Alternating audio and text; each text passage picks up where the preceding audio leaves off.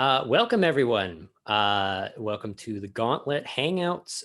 This is our first session of Révolution, a belonging outside belonging game of political machinations and dark magic in revolutionary France, Paris specifically. So really quick, let me go through our cats.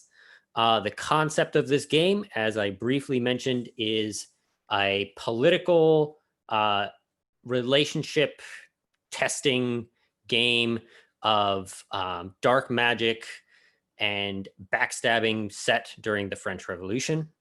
We will all be playing different characters from different quote unquote factions within the city. And we will be each working to kind of further our own goals and maintain those alliances and enemies as we go through. The aim out of character, this is a very collaborative game. There is a lot of play to lose that's kind of built into this because it is a belonging outside belonging game. The only way to get character tokens, in this case tarot cards, is to have bad things happen to your character, and I really encourage you to lean into that. In character, you're all trying to wheel and deal and backstab each other to gain power within the system. And so that should be something that you should be kind of striving for. Tone, I expect this to be a little bit dark. I'm not planning on this being complete Game of Thrones dark, but it can go there if everybody is willing and interested in doing that. We have the safety tools in place to do that. But I don't think this is going to be kind of any amount of lighthearted. It is feasible within the rules to kind of go ridiculous on the dark magic-y stuff. And if we want to lean into that, that's perfectly okay. But it's all up to us and how we want to play that. And then subject matter safety tools, we will be using lines and veils, the X card, script change, and the open door policy. Do any of you need me to explain any of those things? Nope. Okay. In that case, there is a lines and veils sheet on the character keeper.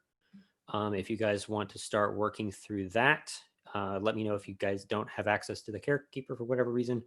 One thing that I added that I shout outs to Puckett for keying me into this. You'll notice on the right hand side of the lines and veils sheet, there is a little I am okay with romance between me and NPC characters, other PC characters, or no one. So if you are interested in that aspect, then please signal to us that you are interested in romantic entanglements and that kind of thing. Or if you want to say, please don't engage in that with me, but I'm okay with doing it with an NPC or whatever, that is entirely up to you. So go ahead and fill those out. And then whenever you're done, just put a done in the chat and then we will move forward. All right. Looks like everybody is done. For you folks listening at home, we have lines through sexual assault and torture. We have veils on graphic gore and homophobia. We have put ask first on bullying, racism, human sexuality, and the suicide, and an enthusiastic consent on classism. I will point out right off the bat, there is a character feature for the soldier playbook that does deal with torture. So we are taking that off the table. Or it also allows you to do like extortion or something along those lines, but we will be taking the torture part of that off the table. So with all that out of the way, why don't we introduce our players? My name is Sam Zimmerman. I will be facilitating. I am not the GM. There is no GM in this game. I use he, him pronouns. If you want to look at any of my work, you can find this game along with all the other stuff I've written at typhosgames.com. You can follow me on Twitter at Typhos Games. That's TYPHOS Games. Why don't we go in the order that I have them on Zoom, which is Richard, Robbie, and then Stephen. All right. I am Richard Moser, he, him pronouns. And yeah, I've been playing on the Gauntlet for nearly a year now and looking forward to getting into it again. Nothing to plug right now. My name is Robbie. I use he, him pronouns. I think I've been on the Gauntlet for a couple of years. Yeah, and I just a few days ago started my first Belonging Outside Belonging game. So this is my second one that I'll be experiencing. So I'm looking forward to this.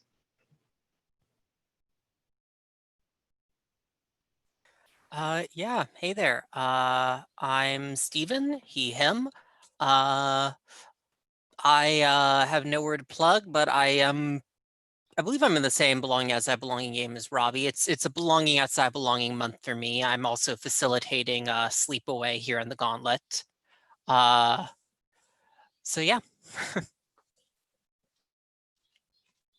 Awesome. Also, shout outs to Sleepaway. That is a fantastic game.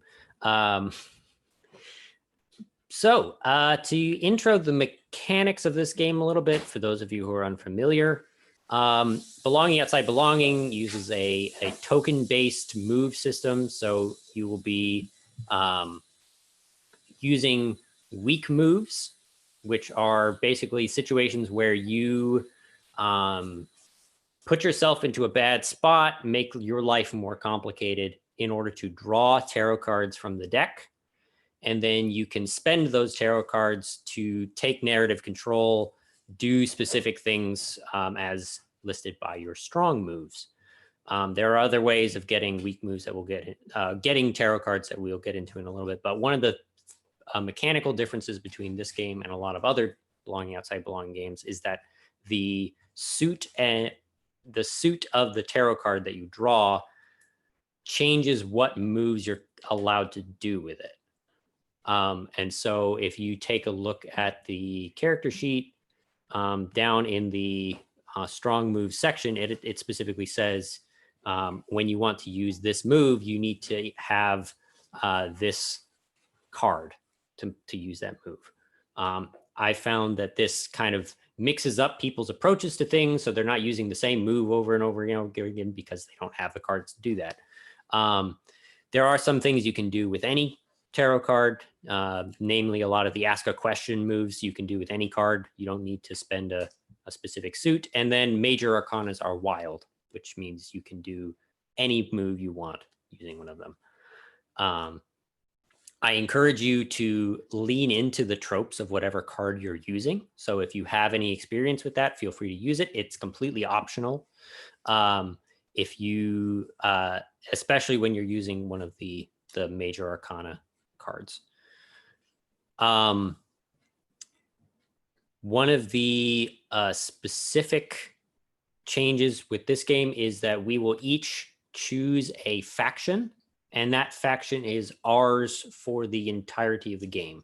So there is not the same like picking up and putting down of setting elements. Instead, for example, I could pick the rebellion, and I am the representative for the rebellion for the entire game. Mechanically, they function very similarly. They have drives, they have faction moves that behave the same way as a setting element in traditional Belonging Outside Belonging, but there's no trading. The third major change is the power system, which is an additional currency where you can earn power in two main ways. The first way is anytime you fulfill your faction's drives during a scene, you get to mark a point of power at the end of the scene. And so it encourages you to kind of feed into your factions and play to your and improve your faction's position through play. The second big way is that it acts as an additional safety tool.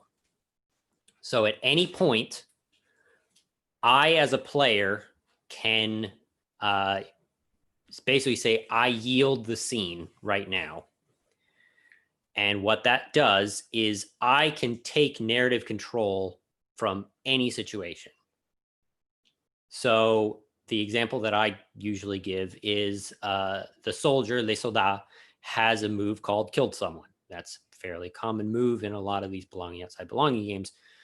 But since this game is pointed at each other, a lot of times kill someone gets used on another player. And I, as the other person, don't want my character to leave the game. So I yield. I say, okay, I'm done. I yield the situation. And so we narrate that scene to a cliffhanger. And then when we pick up that scene again, I have control over what happened for the rest of, whatever happened off screen. So let's say that Les Soldats is pointing their gun at me. I'm the chemist, and I'm pleading for my life. And they say, screw it, I've had enough of this. I'm going to use my swords card and activate kill someone. And they shoot their gun at me. And I say, nope, I yield the scene. We narrate that to a cliffhanger. We see the shot of him pulling the trigger on the gun. The soldier character marks a point of power as their carrot for letting me take control of my character again. And then when we pick back up, now I've got this bullet wound in my shoulder. I'm running through the streets, and the soldier character is chasing me, and we've got this cool chase scene as the kind of the follow-up to what just happened. Does that make sense to everybody? Okay, so where do we mark that though? At the bottom. I see. There it is. Line 83, I think. Yeah, I see it. I was looking towards the top. Okay. Yeah, and then the reward for that at the end of a session, except for today, because today is kind of our intro, whoever has the most power gets to do one of the three things that's listed there. You basically get to set an entire scene all to yourself, and you are the spotlight. And you can do any one of those things as you see fit. And you have complete narrative control over that scene. You then reset your power to 0, and we start again the next session.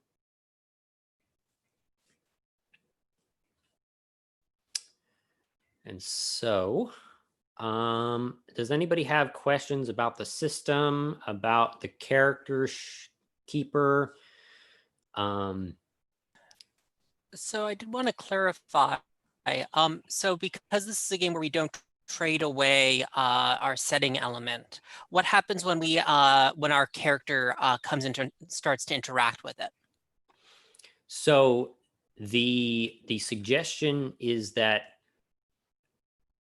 just like in belonging in Dream Apart, Dream Askew, one of the rules is you're not allowed to be the only character in a scene. Mm-hmm. In this game, you are not allowed to only have one faction in a scene. Okay. So even if it's just you as a single character monologuing, there should be another faction in play. It could be like you're trying to maybe someone from the royalty is having sympathetic thoughts with the rebellion. And so the rebellion's character is the setting element that you're engaging with. And okay. It's not really your own setting element that you ever engage with. Does that make sense? Yeah. Okay. So why don't we quickly read through the 5 character playbooks in the PCs group. And then we will do the same thing with the factions and just kind of highlight these are the things that are available to us. And then we can pick our pairing. And so I'll get started. The first character is l'artiste, or the artist. In their description, success is not measured in francs or wealth. It is not measured in studios or galleries. Success is measured in hearts and minds, and I am more successful than any other in Paris. Do we want to go Richard, Robbie, Stephen, and just kind of work our way across?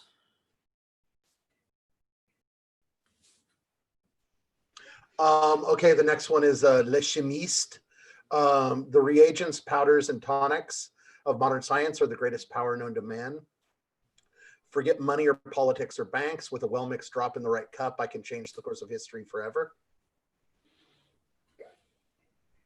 Okay, and then the diplomat. You want to know how I got where I am today? I assure you that you don't. It will only taint your view of me. I don't doubt that I've betrayed a few people in the past, but I've changed. You can trust me now. I promise. Yeah, and I pardon, the speaker. The lords in their houses may scoff at what I say, but we are not them. Look around and see the fire in your eyes, the same burning passion that lives in my heart. Hear the words I have spoken and let them kindle the flames. I just accidentally muted myself. And the last is Le Soldat, or the soldier. I know how to kill a man in 47 different ways. What? You thought I was going to start with something else? After all the horror I've seen, how to kill someone is the only thing I really know anymore. And then just really quickly, 5 factions as well. There's a faction sheet. They are the crown, which is, as it says, the royalty in the city, the trodden, which is the kind of the poverty-stricken, the poor, the hungry, the rebellion, which in this case is more the kind of educated elite leaders of the rebellion than it is the true like mobs. The sword is the police, the army, the fighting force, and then the society is the secret society, the cult, the the Illuminati, the Freemasons, whatever you end up running with that. And so, does anybody have one that they're particularly looking at? Do you mean faction or playbook or both? Or so okay. we each pick one of each. So, if somebody's really looking at one.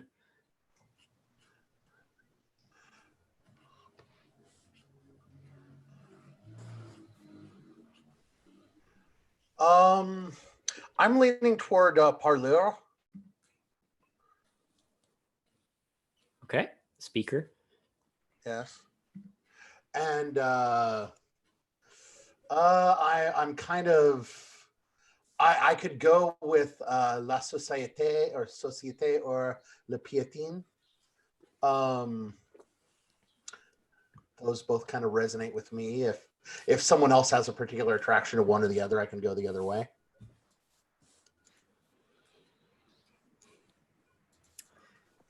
If you guys are still thinking, the other option is that we can do the Paris worksheet and kind of come back once you've had more time to think on this.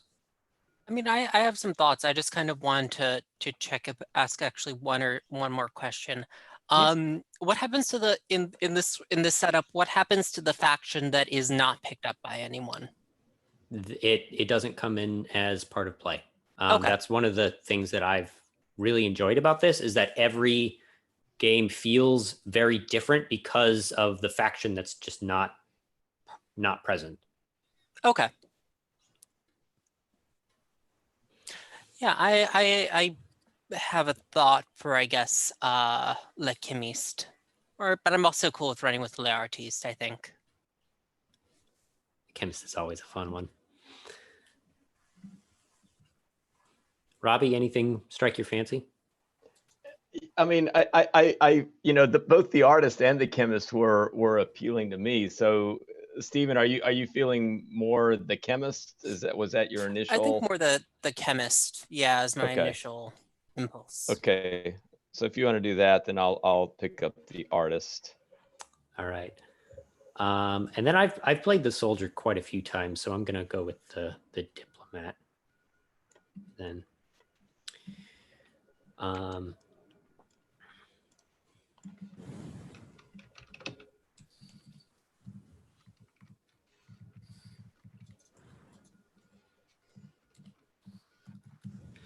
Okay, and then underneath where it says your playbook name, there's a little drop-down list where you can pick any of the factions, and that automatically fills in a lot of the other stuff. And picking a faction, just to again clarify, does not necessarily like signal who our character is aligned with. It just signals who we're playing. Typically, you are part of that faction. Okay. Because you gain power by fulfilling your faction's drives. Right. I forgot about that.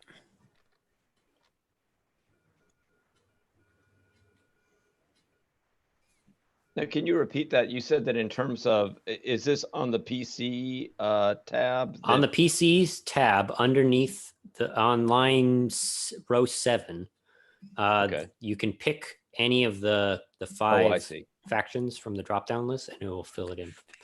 Okay. So just really quick, I will also say that we are not actually filling out the character sheet at this point. We will do that after we've had a chance to kind of set the stage for what our beginning situation is, because then we can build a character that feeds into that starting state.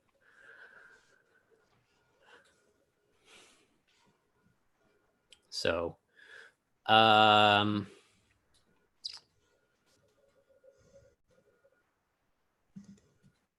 what are people feeling in terms of factions?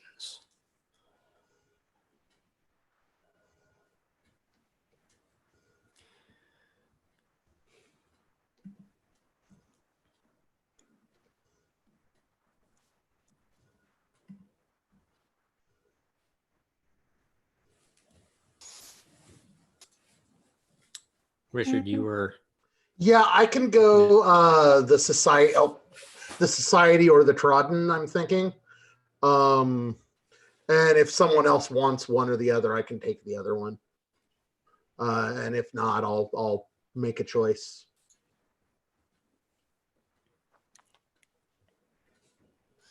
Yeah, and I think I maybe have a thought for Le Sabre. Okay. I'm good with that.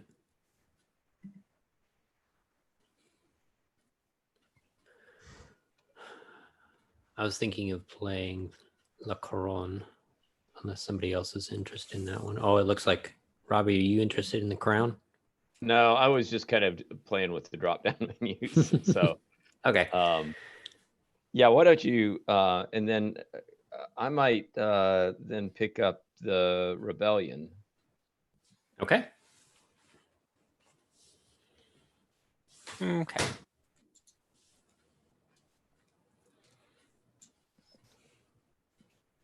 Sounds good.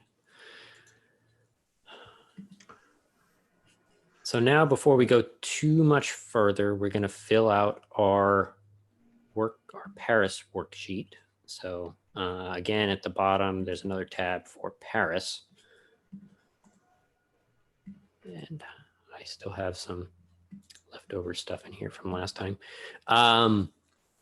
So the two big things that we are going to decide as a group for the story, we decide the year, and our options are 1788, which is the calm before the storm. This is pre-revolution civil unrest.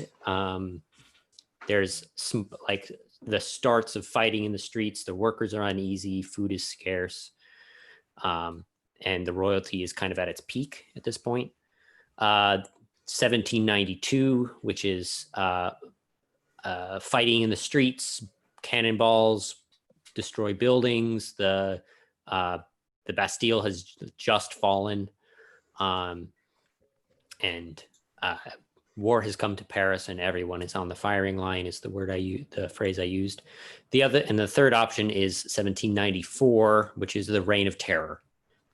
Courts, the Committee of Human Affairs has seized control of the country, and young and old, rich and poor are brought to quote unquote justice.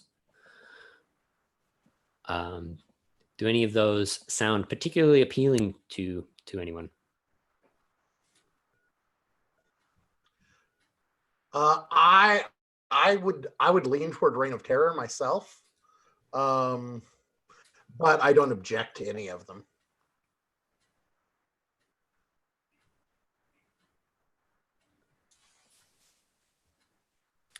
And this is also just kind of a question for the crown. How does it represent then more of the aristocracy rather than like the royal authority then in the Reign of Terror? It is entirely up to Okay. you. So I've had it played as, yes, like the aristocratic class, the ruling class. I've had it played as the few royals who are hiding out and pretending to not be royalty in the city, Okay. and they're being hunted down. It's up to you. I mean, I'm fine going Reign of Terror. Okay. You good with that, Robbie? Yeah. I'm Awesome. fine. So let's go with the Reign of Terror. The description I have: the courts reign supreme as young and old, rich and poor are brought to justice before the feet of the committee. And then the second question is choose who controls the magic.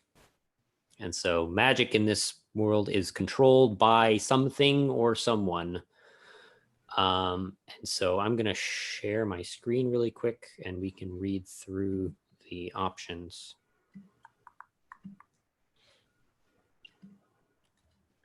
So we are down here at this point. So I'll read the first one, and then if we want to go around again, Richard, Robbie, Stephen, reading down through here. First option: the upper class uses magic as a weapon. Their learned spells are used to force the proletariat back in line and solidify their power. A cult of an ancient god performs rites and rituals in their hidden temples. Their servants spread the effects of magic out into the streets of Paris. And then demons and Jean make frequent trips to the streets of Paris. Those who successfully bind them to their will can ask for spells and wishes in return for their souls, or worse. The church has access to a litany of religious rituals and ancient artifacts, and it uses the magic of these items to control the political landscape of Paris. And then the final option: no one can control the darkness that spreads through the catacombs.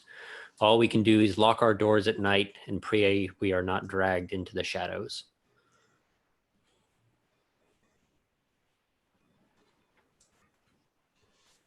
So we get to pick any one of those.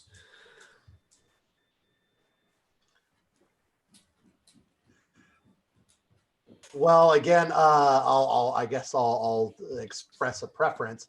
I kind of like the idea of no one. I kind of have a notion of like with the Reign of Terror idea that maybe like, being targeted by this magic is interpreted as like a sign of ideological purity or a lack of ideological impurity. Although it may not be.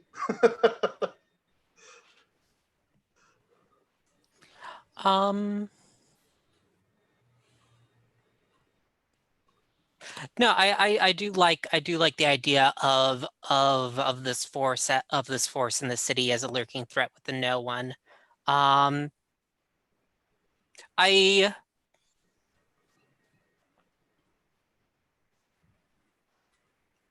I'm also edging a little bit towards the upper class as well. I like that one as well.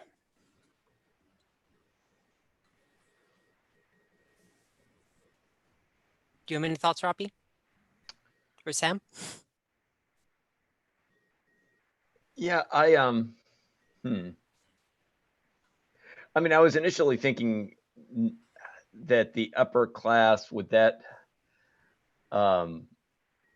limit it too much, or that, like, it was like the question that came to my mind, like, well, with the upper class, would that mean that the crown would be kind of more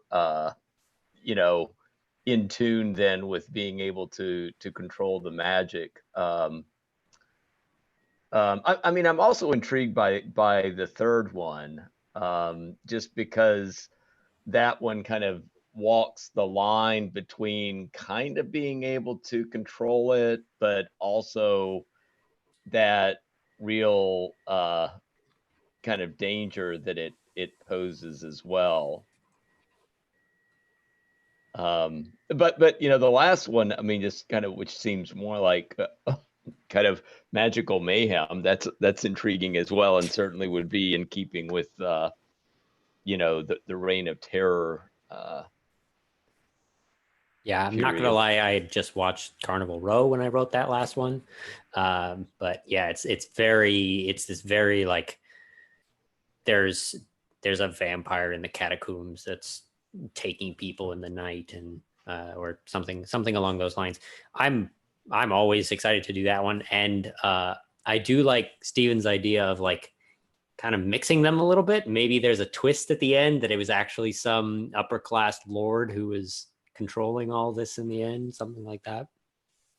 Maybe we'll get there. Who knows? Yeah, right. I'm fine then going with the last one then. I'm kind of intrigued by the idea that like the battle among the various factions is a battle to define what this magic is. Yeah, we could go that route. That's fun. All right. And so I'm gonna leave this up for a sec. So we pick no one, and then we each get to define some locations within Paris that we think will be useful for our particular faction. So on the character keeper, there are a couple of locations that are already called out. I have a map here that we can use for reference if we need it. But the general structure is that we each go around and we add locations that could be where people work, a hangout of a notable person, the headquarters of your faction, a landmark, somewhere that people gather in public, anything like that. Does somebody want to start? I'll do it again.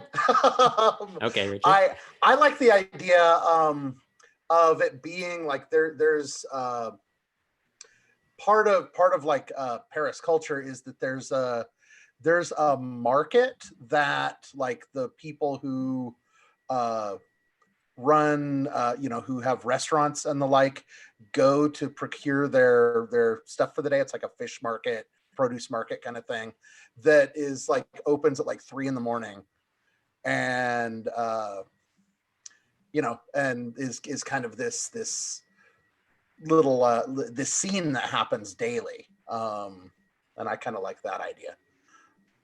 Okay. Yeah. So why don't you toss that into the locations, or name it and then toss it into the location section. All right. So I will just where are the locations listed? Oh, there they are. There they are. I see it. Yeah, it's up in the top right.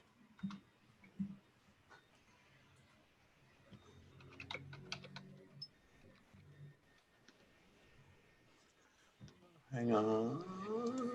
And we're thinking about this in terms of a place where it would be interesting to have scenes set there. Is Yeah, that... it's just a grab bag of predefined places that we can pick from to put scenes there. We can always add to this list. We can remove things if they're not being useful anymore. It's just a starting place. I'm just going to call it Le Grand Marché.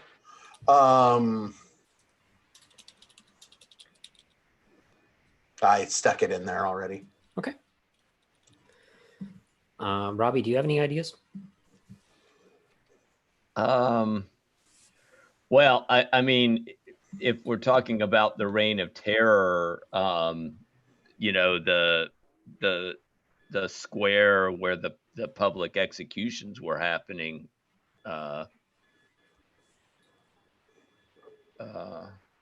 comes to mind. Yeah, that's going to be a big one.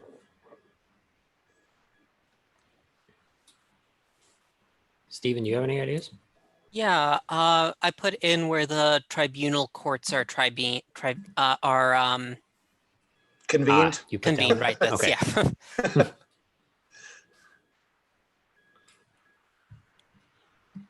Okay.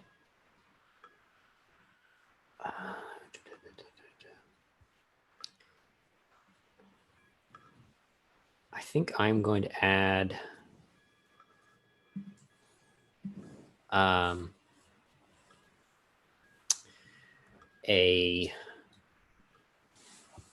need to move my cup so I can actually type. I'm going to add a kind of a workers district, like this kind of almost slummy, like dirty workers district that's kind of overwhelmed by the smells of tanning baths and metal workers, and it's this smelly, dirty, dusty, dingy place. And I'm going to call it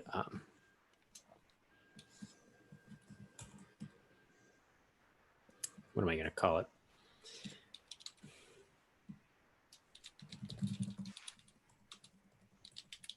It's row. That's a good idea. What are other people thinking about? I'm also thinking the abandoned quarter, a formerly wealthy neighborhood of the city that until last year, when the earth burst open, releasing a miasma into the streets. Oh, that's good. I love that.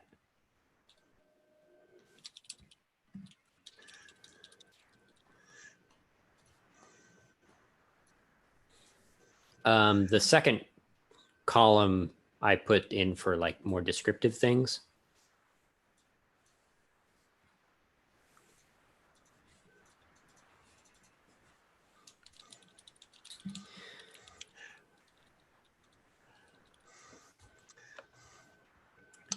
Stephen, if you wanted to call it like le miasme, that might be that might resonate pretty well.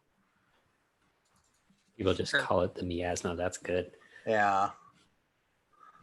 Feel free to change that because I'll go ahead speak and French. I will go ahead and I'll deal with it.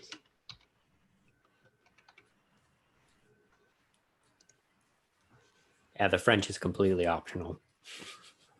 I kind of want to add, like, since I am the crown, I do really want to do that, like, underground, like the last remaining members of the royal family type deal, where there's a couple of people and they're hiding out. They've got a few powerful friends that are keeping them safe. So I'm gonna add like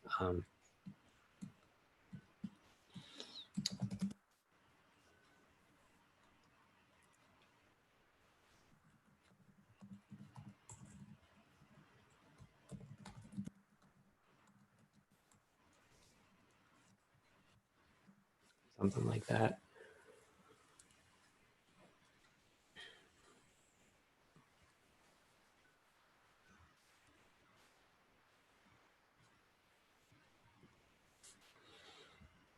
Richard, Robbie? Hmm. I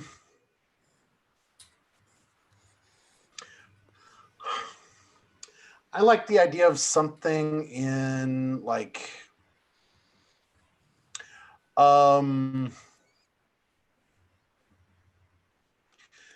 like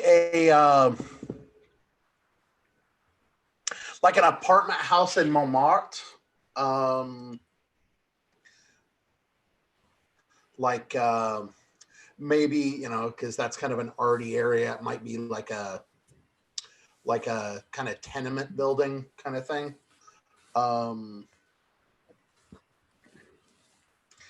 That like student, you know, before all this happened, like students and artists and intellectuals tended to live there.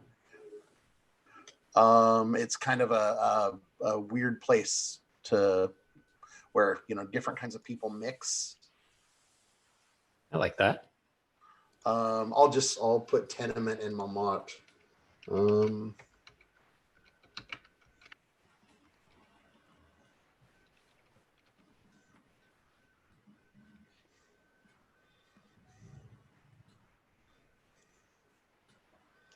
One other place that comes to mind would be one of the main entrances, which would also be one of the main exits from Paris. You know, the people, like one of the gates, or, you know, places where people who were fleeing, many of them might try to get there, or, you know, people who are kind of trying to come into Paris. Yeah, that'd be good. I don't know what we want to call it. We could just call it the pick a direction, I suppose. The West Gate. I will say, I think the eastern gate makes the most sense, just because that's kind of the side of the city that has the most stuff on it. Okay. But I love that idea. All right. So we are pretty close to the top of the hour, and this seems like as good a spot as any to take a quick bio break. When we get back, we will do the instigating event, which is a tarot reading, where we will kind of figure out what started all of the chaos. And then we will build our characters and then do a little bit of faction relationships, which should fill out that whole second hour. And then we'll have about an hour at the end to do kind of trying out the characters and seeing how they feel, and we'll go from there. So 5 minutes sound good to you guys? Sounds good. I will see you in a bit. All right. Looks like we're all back. I did a little checking, and my guess on miasma was correct. I was really relieved. Yeah, it's very much a French word. Yes. So do you guys all have the playingcards.io page pulled up? Let me Yeah. pull that up. So I love this app. You can basically just drag cards wherever you want. You can throw them down in your hand and they go away and nobody else can see them. So when you draw cards, you can just pull them off the thing and put them straight into your hand. They also let you kind of line them up. And so what we're going to do is we're going to do a little pseudo Celtic cross with some different question prompts to help us kind of figure out what our starting state is for this world. So I've pulled up the character sheet again. And so these are all collaborative. These are all kind of bouncing off of each other, trying to figure out how we all think these things work together. And so feel free to chime in whenever you want. For those of you who have not done a tarot style thing, just go with your gut instinct. There's no need to be super knowledgeable about the themes of what's going on. Look at the art, look at the action that's going on, try and interpret it as best you can. Look at the symbols. Think about what's going to happen next. Think about what just happened. However you want to interpret the card, it's completely correct. Which deck are you using, if I can ask? It's just a standard The Rider-Waite. Rider-Waite deck. Yeah. Can you guys see that when I put a? Can you guys still see the page when I do that? Okay. Yeah. All right. So I'm gonna just pull the cards out, and then we can flip them over in order.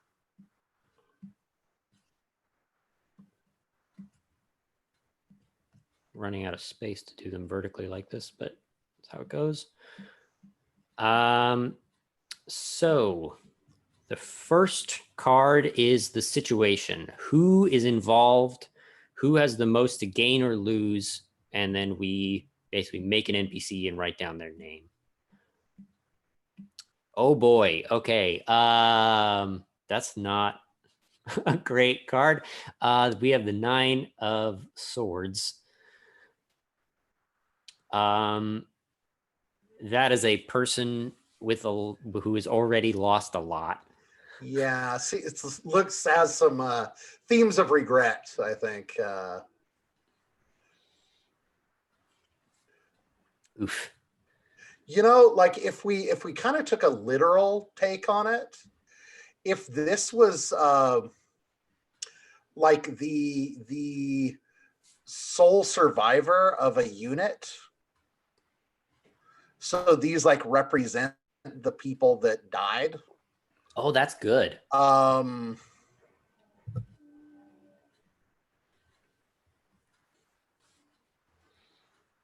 Robbie, Steven, do you guys have anything to chime in on? I like that, like, veteran coming back sole survivor aspect. So we haven't used nobody is the Les Soldats, so I'm just going to pull a name off of that drop down. Do we want this to be a male, woman, man, woman, non-binary? What are we feeling? I presume we're playing like a more gender enlightened version of revolutionary France. Yeah. I can go any way with it then. Let's go. I love the name Toulouse, so let's Okay. name him Toulouse.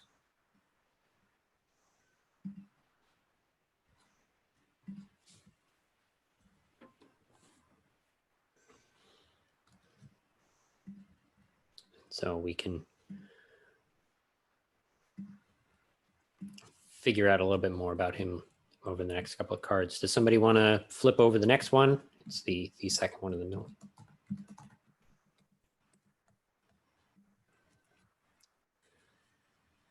The Hierophant. And this is what changed the situation, what forced someone to action, set the stakes.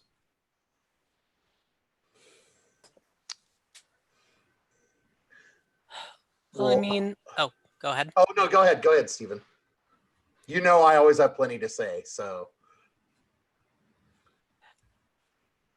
I mean, it feels like my two ideas is that he was either appointed as one of the like actual like judges of the tribunal, like he returned a hero and so got this important like appointment to like judging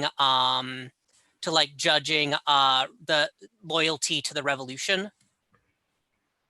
Or that he has unearthed some understanding of this horror that afflicts, mystical horror that afflicts Paris, as a kind of more like the Hierophant as the one that elucidates like understanding. Those are both good. Yeah, I mean, like to kind of build on that, what if like whatever incident took place that left him the sole survivor, like he was elevated to this position of authority almost like against his will. He doesn't see himself as heroic, but because he was this sole survivor, and like while he was recuperating, it was politically expedient to make him a hero. All the sympathetic justice. Yeah, and so he doesn't. He's there's like major like imposter syndrome. He doesn't. He's kind of riding the tiger a little bit. Yeah, that's great. So he got elevated, and that's the situation. That's what changed. Right. So someone kind of stepped in and anointed him, essentially. Yeah. Okay. And so our third card is this top one. The past, what set up the situation? Who is truly at fault? Bring in the factions.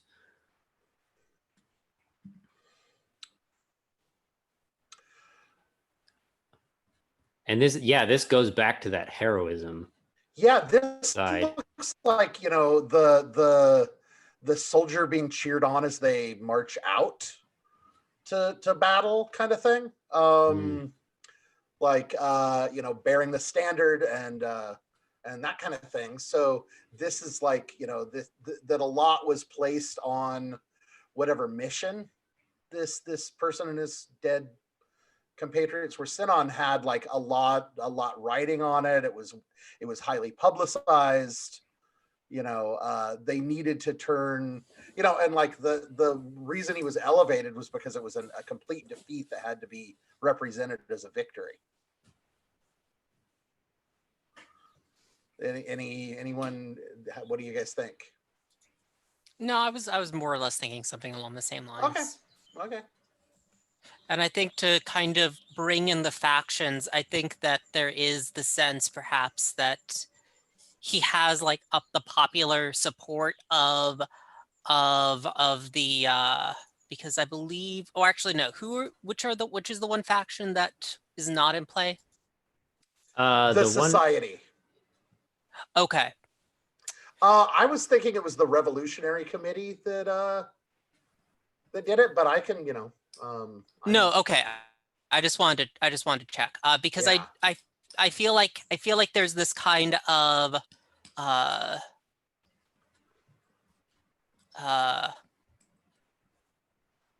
like I feel like perhaps that he has like this popular appeal among Le Piétine, but the Revolutionary Committee is like they both like using it, but they're also leery of the amount of influence he's gained in the city.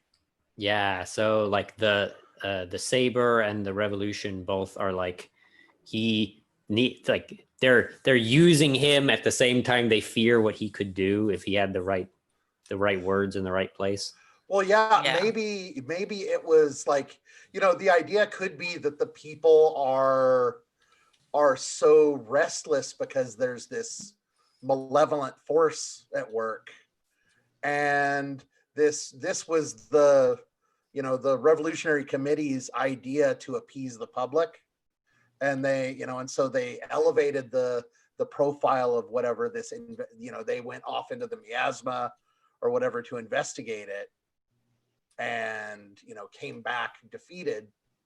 But like if the Revolutionary Committee actually acknowledged that it was a defeat, it would the trodden would potentially revolt. Yeah, I like that. Let's move on to number 4, which is the conscious decisions. What did people decide to do? Why did they decide to do it? To design a conflict of interests. And we have the Wheel of Fortune, which is this very fate-centric, destiny-centric. Robbie, do you have any ideas? Well, I mean, the thing that comes to my mind, in terms of this idea of fate, is it was, what did the people decide to do? Well, whatever their decision was not being led by rationality. I mean, that there was something very random and right, that they were allowing their decisions to be guided by I mean, something random. Maybe it was, omens that they thought were appearing, or something else that was kind of allowing them to be just guided. I have a thought that might work there, is that because there was so much conflict about selecting the people to do this, that like there was fear that it would be manipulated by one faction or another, that it was decided that it would be done by lots, and it was randomly selected people. But what is it that we've decided to do, actually? Well, I'm saying like that there was this idea that like this whole section of the city like collapsed. Okay. And that like, and all these awful things started happening, and the people in charge were, there was so much unrest that they felt that they had to do something, but they, like the process was getting too politicized. And so like the only way they could really convince the people to get behind it is if it was just truly randomly selected people. Yeah, I mean, And all those people were sent into the miasma, and only he came out. Yeah. I'm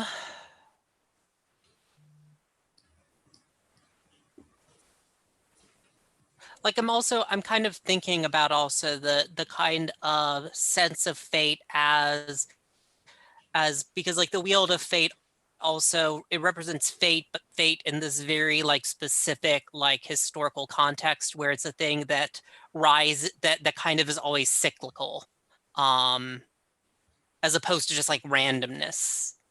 Well, and I think that like in the political moment we're talking about, where there's a lot of talk about equality, and tearing down class divisions and all that stuff, that would kind of feel as though it represents the larger society to people at the time to do it that way. Mm-hmm. That like, if like it truly, hey, that it truly doesn't matter who is selected, because we are all equal. Yeah, I'm also trying to think of a way here, and this is just my other thought, to actually bring in the crown, since we still like have gotten along here, and we're still like, they're still like not really involved in this conflict. Yeah, I think that kind of falls on me to figure that out, doesn't it? Because I'm almost wondering, is this related to like? Oh, I've got a good one. I hope this pans out for the rest of this. What if Toulouse is like secretly a member of the royal family and has to keep it secret, but he's been elevated to this position and now has all this spotlight on him. He's like, I don't want this. I don't want the spotlight. I don't. Oh, and like, because like he's under all this scrutiny. Yeah. And yeah, that could work. And I mean, and it kind of speaks, if it comes out, like the worry would be on some level that like this would be seen as like, he was the one kind of random person out of a randomly chosen group of people who then happens to be nobility, and therefore that kind of smacks of like election by God to rule. Yeah. And so like, and so the revolution itself has an interest in like, if they know about it, they don't want other people to know about it, because like that implies like, well, the best of us, the one who survived, was a noble. Yeah, I love it. All right, let's move on to the unconscious decisions. What were people forced to do what did people do? Instinctually set up a moral dilemma, which is we've kind of already done. But we've got the 8 of Cups, which is about. Is there any way to enlarge that image? Unfortunately, not really. I can just, since that's the right. If you make the window bigger or smaller, you can. I'll just I can just Google image search since it's that. Yeah, it's the 8 of. It's Yeah. the Raider weight 8 Yeah, of Cups. yeah. I just wanted to get a look at some detail here. So this is someone Who's owning. turning their back on the cups. I mean, does this tell us first off that the reason he's the secret royal is because he's a royal bastard? Oh, that's good. Oh, That's good.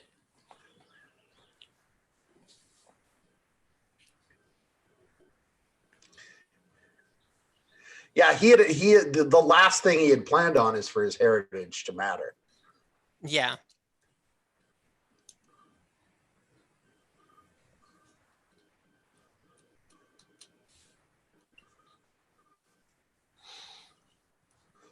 That's very spicy.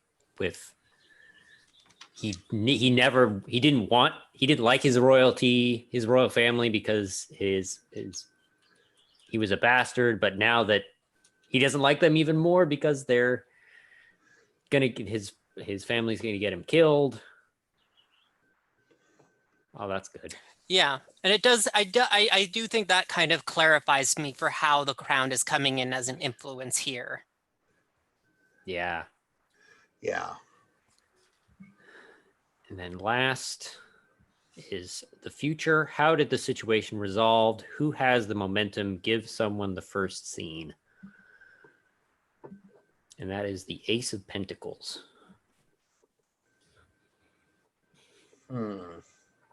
Robbie, you haven't talked in a while. Do you have any ideas?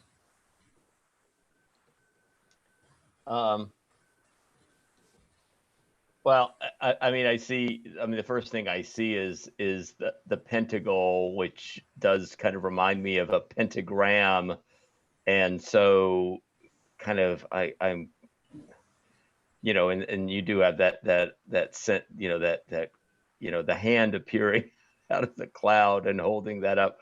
I mean, it does suggest to me that magic or occult influences are definitely at play here. Okay. I love that. I would love to see something like he's been marked by this trip, so like physically marked somehow. Mhm. And so maybe he goes to, who's our chemist? Yeah, he goes to Stephen for like cure or some protection or something from this nature, because he knows that you're interested in this like occult almost. I have an idea for how that might manifest that would be kind of literal a little bit and kind of creepy. Is that like when he came back, a franc coin had fused into the palm of his hand. Oh, that's good. Yeah, because it's also about like trading and bargaining and Right. deals, and so that also plays into this. Yeah, that's good. Okay. And so maybe something even like that is kind of a symbol of, like a hand with a coin in the palm is like kind of a symbolic motif of this time or what he represents. Yeah, that's good. All right. Does anybody have anything else they want to add before we go on to character creation? No? I'm good. Okay. So we are going to hop over to character sheets. You'll notice that there's a section line 10. That is, how were you involved with the last event? So this is like, how is your character invested in this issue with Toulouse? Just to kind of figure out how you weave into the story. I think there's a couple more mechanical things that I'll start kind of talking about as we go down.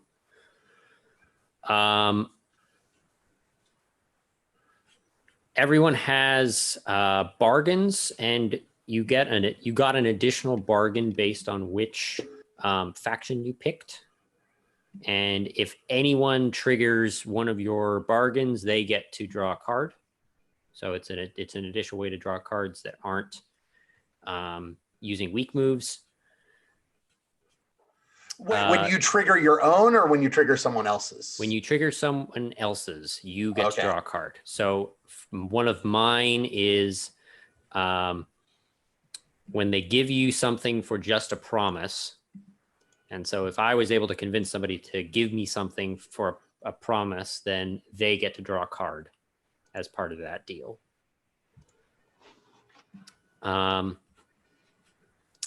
The only other things, do not fill out the play to find out. Those are things that feel free to look at them and kind of think on them. Those are things that we'll answer through play.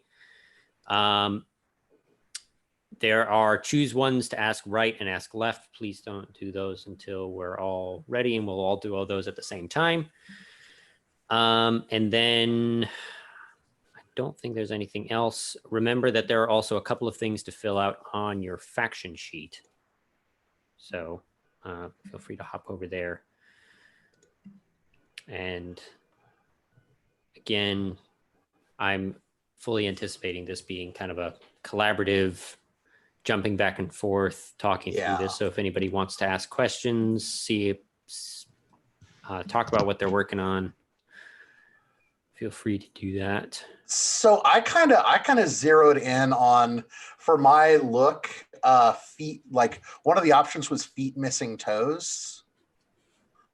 And I kind of have this notion of this character as someone who, like, during the period of like deprivation, lost toes to frostbite. And like, but that also she had been a dancer previously, and this kind of, it's kind of seen as like this symbol of the tragedy of it, but that she is, her affect is fundamentally hopeful. And so she kind of works in the language of like theater and this kind of refinement. But she's this person who just kind of rose up out of the crowd as a little bit of a spokesperson.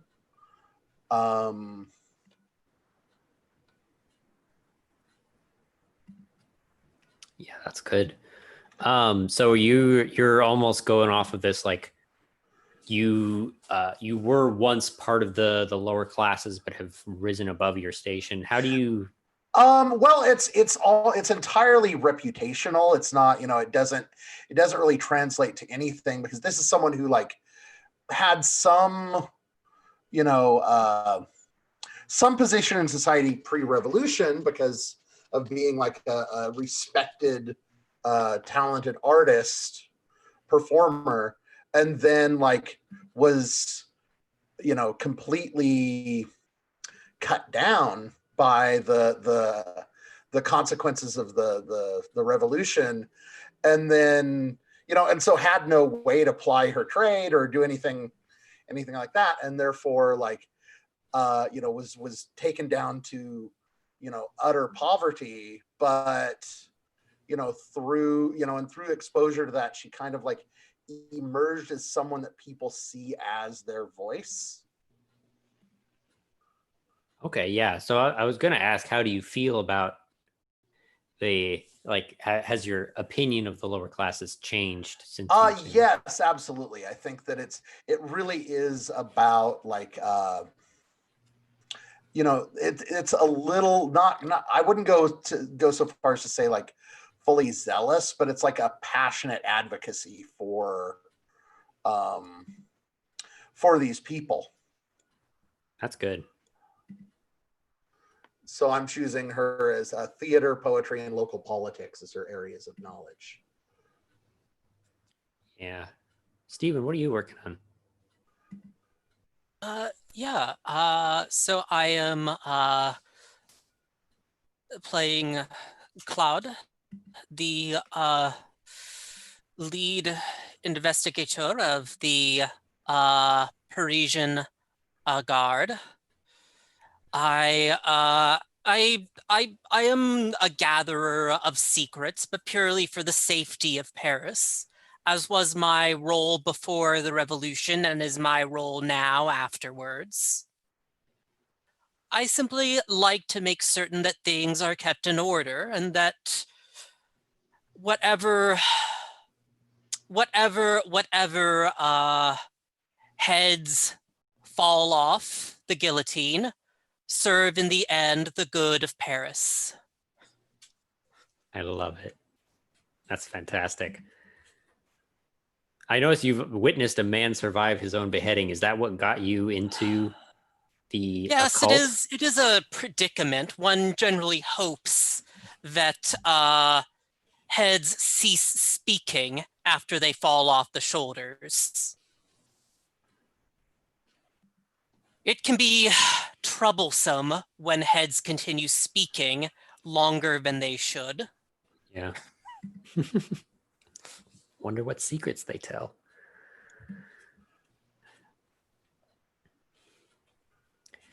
I'm currently working on Jean-Baptiste, who I'm kind of imagining is this like displaced nobleman who's my faction drives that I picked were nostalgia and cruelty.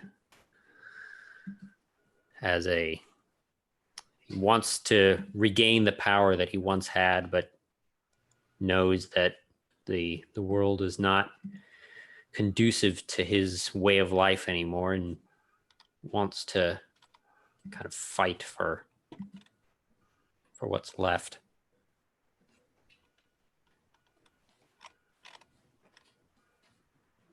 Also, I picked that I lack but desire children, and I have an abundance of connections. So that'll be fun to try and figure those two out. Robbie, what are you working on? All right. So let me get back here. I have Aurore, the artist, and I think Aurore. Now the three arts Aurore practices: the art of flattery, and theater, but in the sense of being kind of not necessarily just on the stage, but just kind of this grandiose theatricality that she aspires to, and then painting. I kind of have this idea of Aurore being a I mean, her art is inspired by the revolution, and she is thinking on the broadest possible canvas, and for her that would mean, at least initially, Paris itself is her canvas, and so she has these kind of grand ideas of something that would not be kind of confined to some little square of canvas in front of her, but that there's going to be something kind of artistic.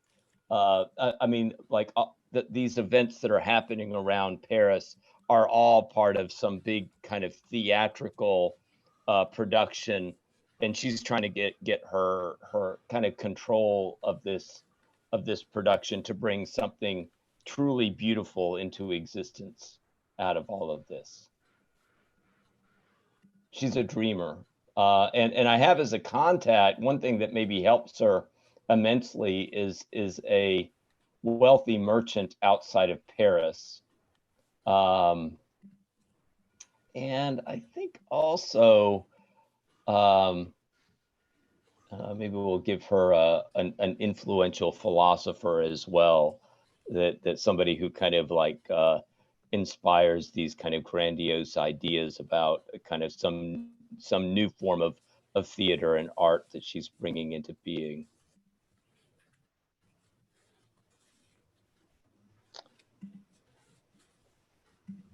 That's good. So do you have a, so it sounds like you probably had a good amount of wealth before all of this happened, if you've been able to afford all of this kind of fine art and been able to kind of present this larger than life persona without being overrun by the revolution. So do you have like a family that you're tied with? Any relationships like that? Yeah, I mean, and I have as another key relationship, my father thinks I'm a failure. And so, yeah, maybe, you know, Aurora does come from some kind of wealthy family. I'm not sure if it would, I mean, it could be, and I have a baron who loves my work. So maybe it was some type of kind of low level aristocracy that I came out of, that has kind of given me some ties that I can work. But certainly my father doesn't approve at all of my artistic inclinations. No, of course not. Why would he?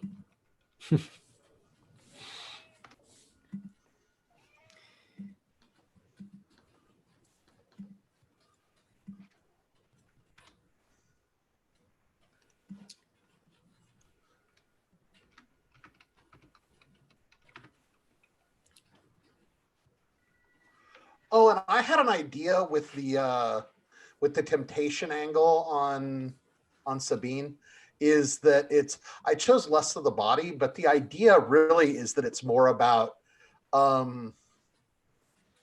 she used to take a great deal of satisfaction from the free exercise of her physicality.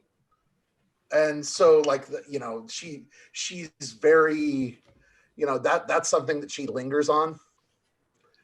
And you know, like if she was presented with an opportunity to, you know, achieve her vigor before, that would be very hard to turn down. Okay, so you're going at it from more of a like body positive expression type. Right. That Okay. she had, you know, that she had lived her entire life in expressing herself through her body and in this very specific way, and she can't do it anymore. And so she's channeled it all through this, but like, you know, she might give it all up if she could go back to what she had before. Oh, so you've got this nostalgia. Right. And then she has her siblings have begged her to return to the family home in the countryside where she can be taken care of and, you know, live out the rest of her life, but she's refused. How old is Sabine? Just she's like I would say like mid-20s. Okay, so not particularly. Okay. From your description, I was getting like mid-50s. Oh no. This is like this all happened, you know, it was like she was a she was like, well, I mean, you know, when the revolution started, like what that was 6 years earlier. So she was like, you know, kind of at the height of the career for a dancer, like 16, 17 years old. And then, you know, everything fell apart when things got really hard, the privation set in, as she, you know, she lingered in the city hoping that the theater would open again. And in the process, like had this, you know, like now she, you know, walks with a limp and, you know, and all of this. And she, you know, and then the other one I chose is Your Lover is Devoted to You. And that's like, she has formed a relationship with, you know, someone who was impoverished, you know, part of this group. That's what kind of drew her allegiance into this. And it's someone that probably, I'm thinking that it's someone who, when she was nearly suicidal over, you know, when she realized that she would never dance again, that this is someone who is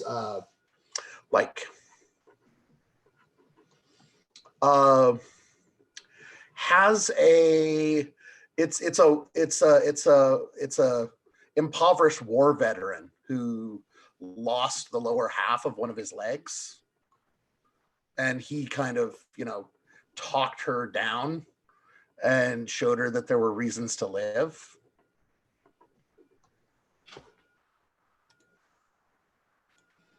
That's very sweet.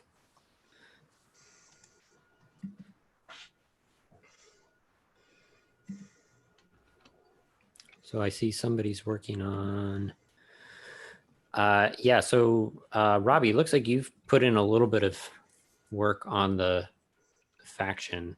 What are you looking at for the rebellion? Now, am I correct that the faction should have some tie to my character? That my character is part of the rebellion here? Typically, yes. It just means you are generally allied with them. You don't have to be like the center of the rebellion. That is the faction that you are aligned with.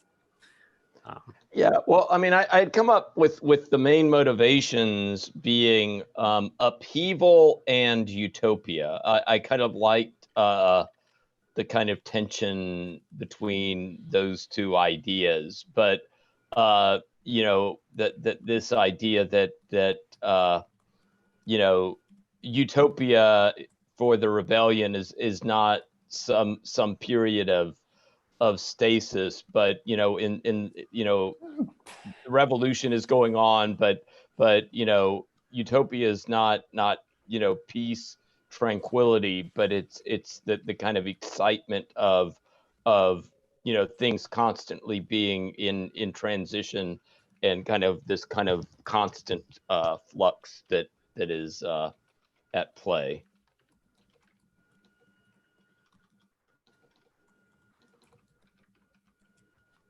Yeah, and I'll work on that a little bit more for the. So you want us to go on and work into these questions of what has brought. Yeah. So each of us gets to decide a couple of things for how the world works around our factions.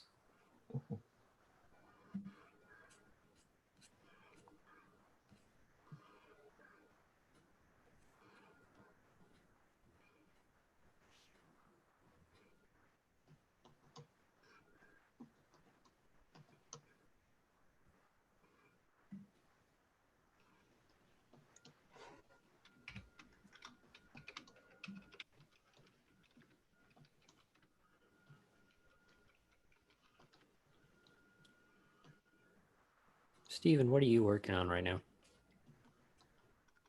I was just working on some of my stuff for the sword as well now, since I've mostly filled other stuff out. Oh, I just had a really good idea. One of mine is, how does your network of spies communicate. And I think it's messages that are hidden inside fish in the market. Actually, that works perfectly because for one of my relationships is Margot, a cheerful grocer, and of course also a spy I make regular demands of.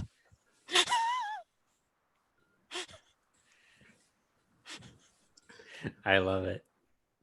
So yeah, it's a way that like these messages can be sent all over the city. It's it's like people come up and ask, there's a code phrase when you go to the stall that gets your message fish. That's good. I love that.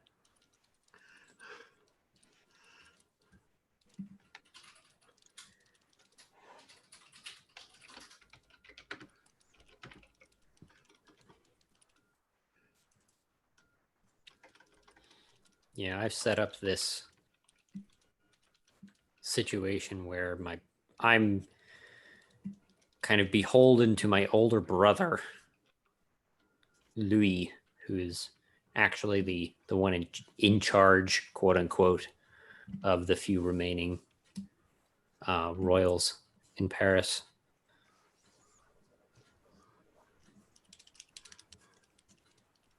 So I have no idea what my relationship with him is yet, but we will figure that out.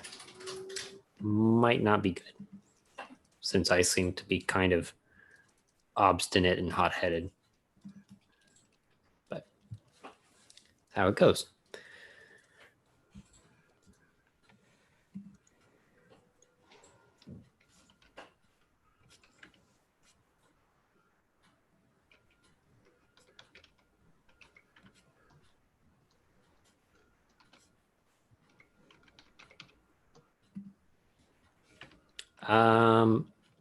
Steven, I have a relationship is that a policeman is my best friend. Oh, of course, John. He's my assistant trying to supplant me, but he's a stupid bastard. And yes, I know you can hear me, John. Oh yeah, so I have this relationship with John where like I'm like egging on this kind of usurper Yeah. mentality. Oh, I like that. Trying to get him to feed me information in exchange for quote unquote power that I'm going to give him. I have no idea what I'm actually going to give him. Probably nothing.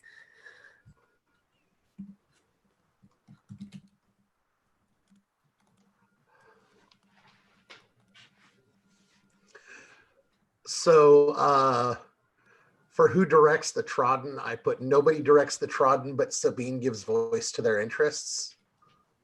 I like that. And then the government contact is I put Vice Inspector Griard, who is enamored of Sabine in her former career.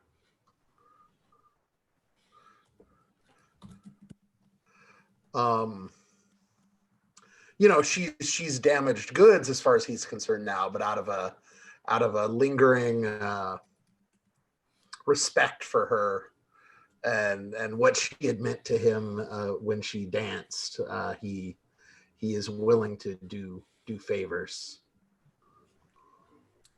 He sounds like a right jerk. Yep.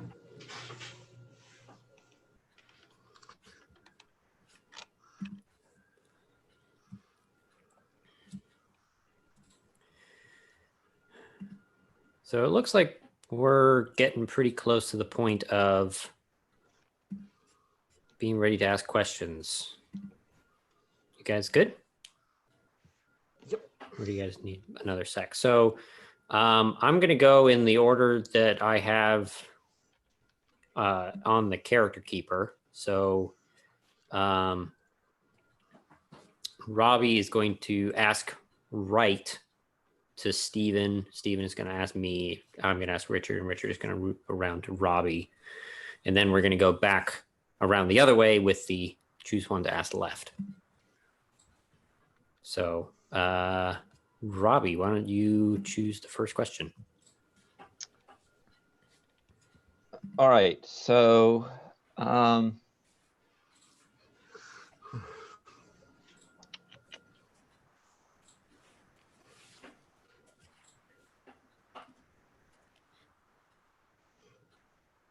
Let's go with this one. Why do you avoid intimacy, and who was the last person you were intimate with?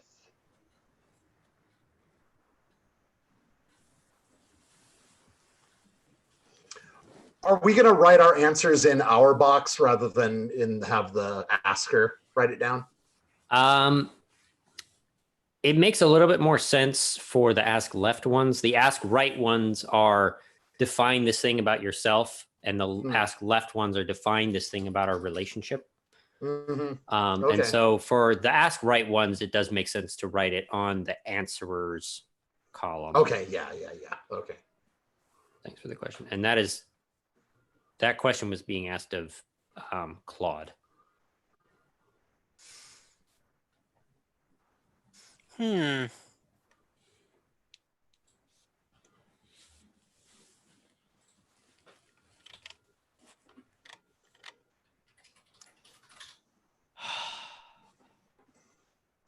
Well,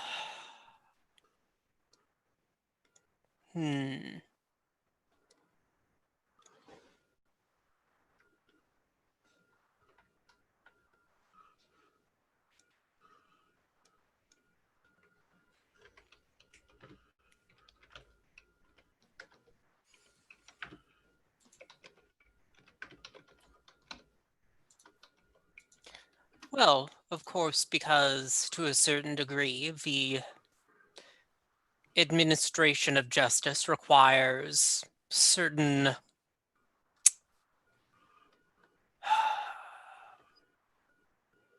what's the word?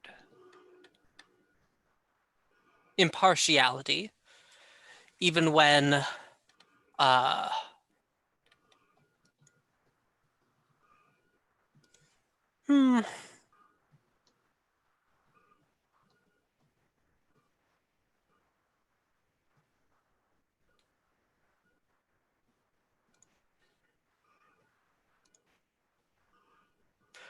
even when you must turn in your lover as a revanchist.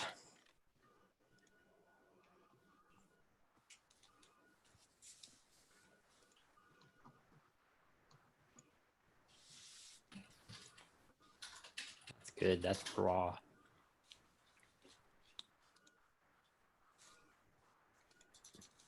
Stephen, do you want to ask? Yeah, ask one to the right. Question? Yep. Let's see. So this is to John Baptiste.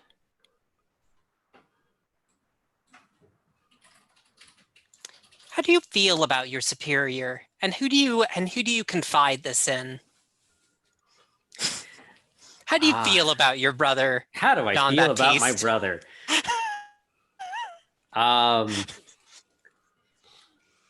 My brother is not going far enough.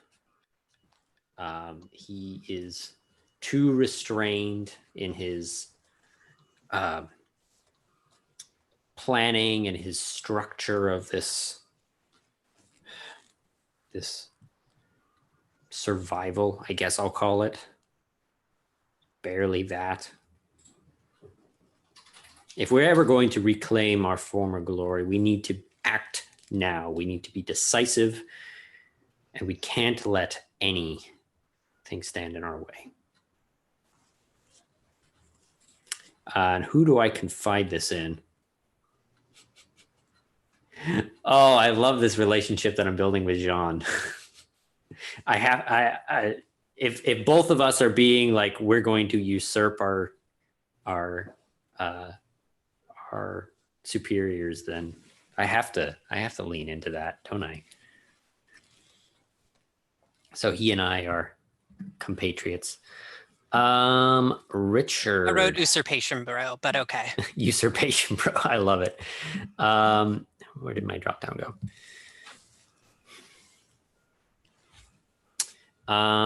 Those are the wrong questions. My drop down list is wrong. I will grab those from the PDF.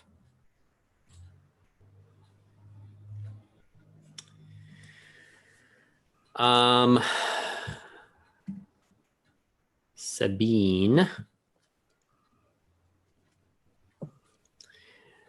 what deal did you walk back on, and who is coming to collect? I think that before I sustained my injuries, I had taken taken a some like patronage support from someone on the contingency of that I would return to the stage, and that was the money that I kind of managed to live on and keep some other people alive. But now I'm certainly incapable of doing that, and but I cannot repay the money. So you've got this outstanding debt that's just kind of hanging over your head. Like an advance that I paid, essentially.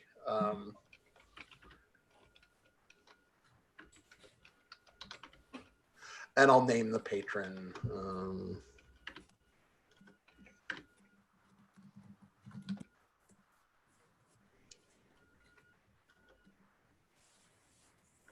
Is it the same Baron Jean de Tournier? It could be. That would make sense. That makes that relationship a little more complicated. I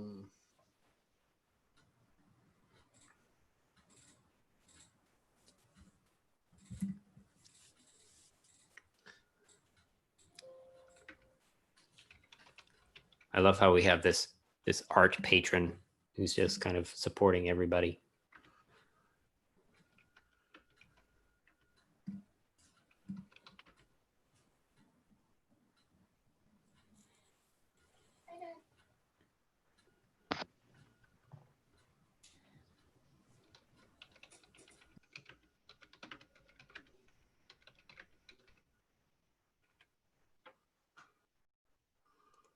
Okay, and then I ask Aurora.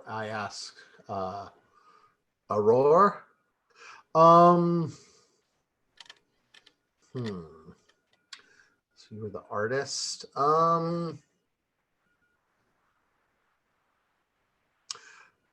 What tempts you and who provides it?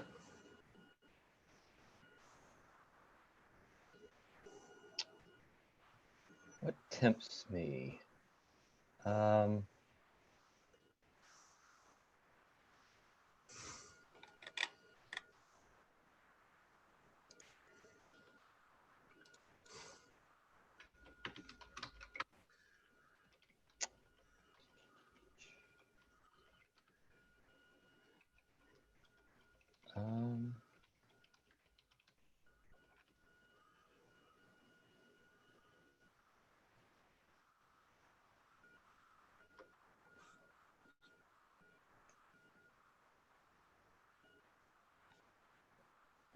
I think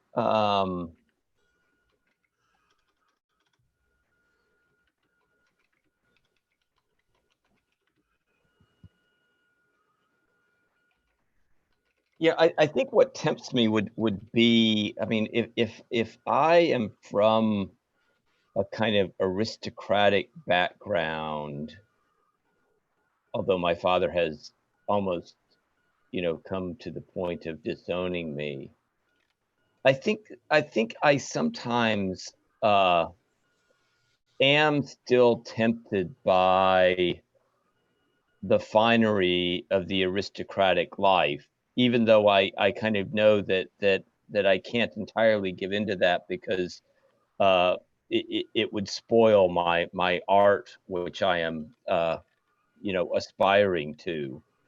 That certainly wealth is all fine and good if it is in the service of art, but sometimes I think I'm tempted by the kind of aristocratic lifestyle that I have kind of turned my back on. And so I think periodically, though, there is somebody who I turn to, who gives me a little taste of the aristocratic life. What if it was like a ultra specific indulgence, like Yeah. a food, like something like that. Yeah, or maybe a particular a particular kind of vintage of like a special wine that that I just can't get enough of.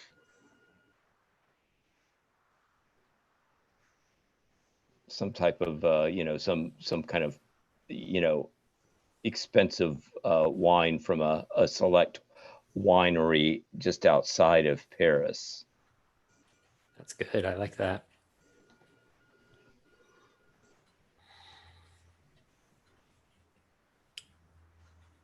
So now we go back the other way. Again, starting with Robbie asking this time Richard, and then Richard asked me, and then I asked Steven. The choose one to ask left. So, all right. Go ahead. So, yeah.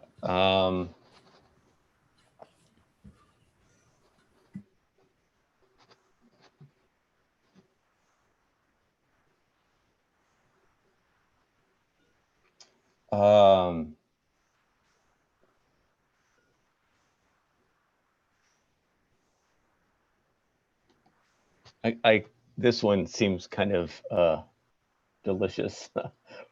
When did you spurn me, and what was my revenge? I think that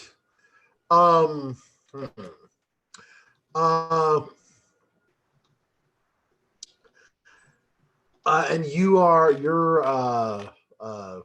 rebellion type person. So are we? What I think happened is that when you saw that I like wielded some influence among the kind of lower classes, you sought to recruit me to the cause of the revolution, and I rejected it outright. And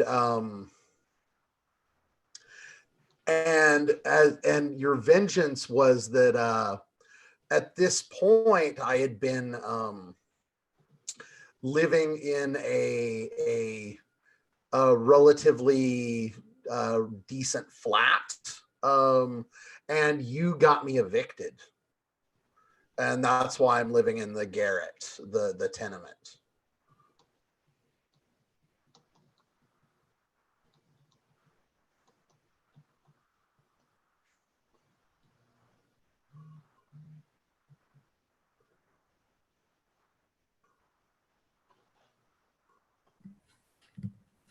That's good. Richard, do you want to ask me a question? Yeah, sure. So and you represent the crown. Okay.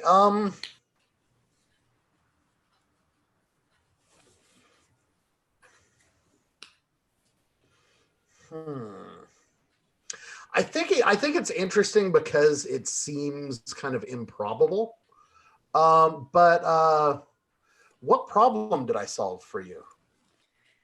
Oh, I love this. And by the way, like, if it helps, like, what by how I was involved in the latest event. I don't know if you read that, but Sabine actually literally drew the lots that determined who went into the miasma. Okay. I don't know if that helps you, but that might be worth noting. Yeah, I don't know if I want to go that direction, because I'm kind of leaning on the I like Toulouse, and I would not have wanted him to go. Right. And so I don't know that you really solve that problem for me necessarily. What problem did you solve for me? I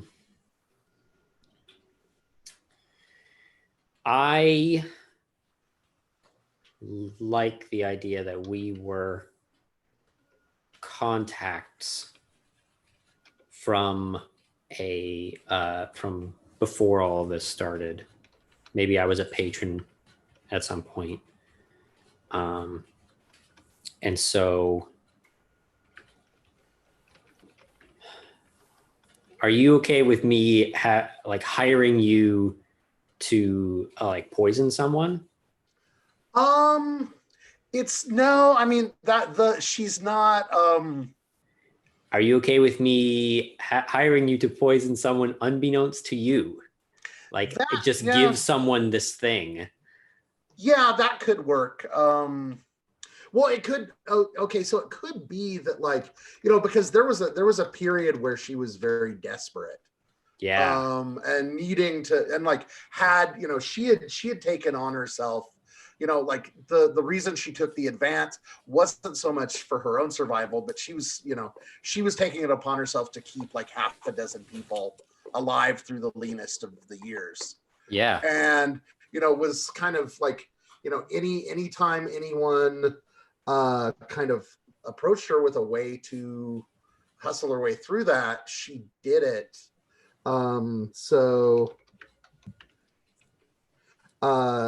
Yeah, so I gave you like an innocent seeming job that turned out to be an assassination attempt or something like that. Yeah, so I'll just put Jean-Baptiste hired me during the lean years as an unwitting assassin. I like that.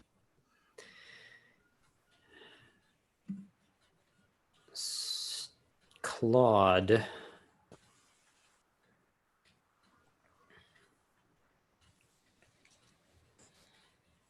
Oh, these are both good.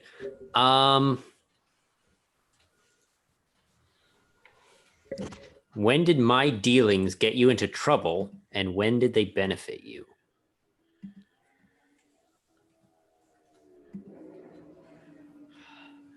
Well, of course, there was that whole getting my lover involved in your little political machination, revanchist political machinations. Yeah,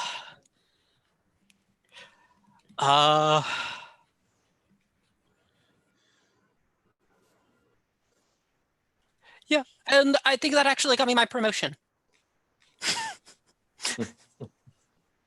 That's why I'm lead investigator now, as opposed to just investigator, like John. I love it. So, same event, but yes, political versus personal. I love it.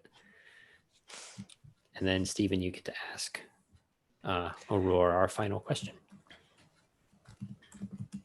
Yeah. What secret have I learned from you?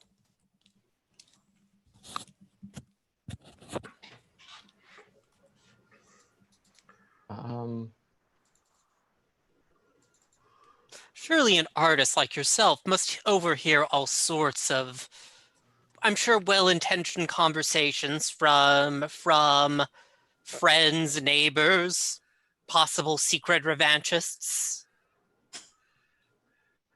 Really quickly, before I assume anything, I just assumed her for your lover. Do you have a preference? No, I'll go with him. Okay.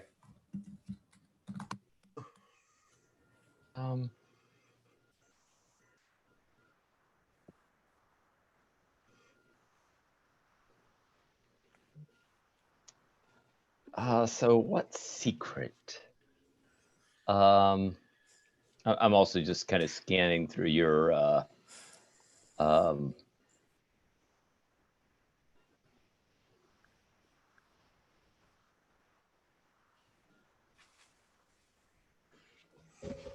I mean, I do have this.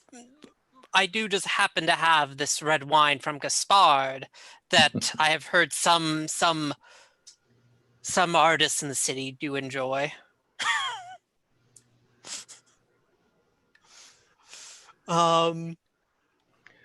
Like, so my thought is either that like you let a secret go to me without realizing that it was that you were letting a secret out to me, like about some comrade in the revolution, or that because I am investing Le Miasma, if we go over to my factions tab, my faction has some interest in it, weaponizing it. If there's possible any like connection to that, you might also have a secret on. I'm sure that is another idea. Like, because we have, you know, unbeknownst to anyone else, once it appeared, I mean, it would be a shame to let it go to waste. We've just been funneling it into various cisterns under the city, just in case there's an invasion or civil unrest.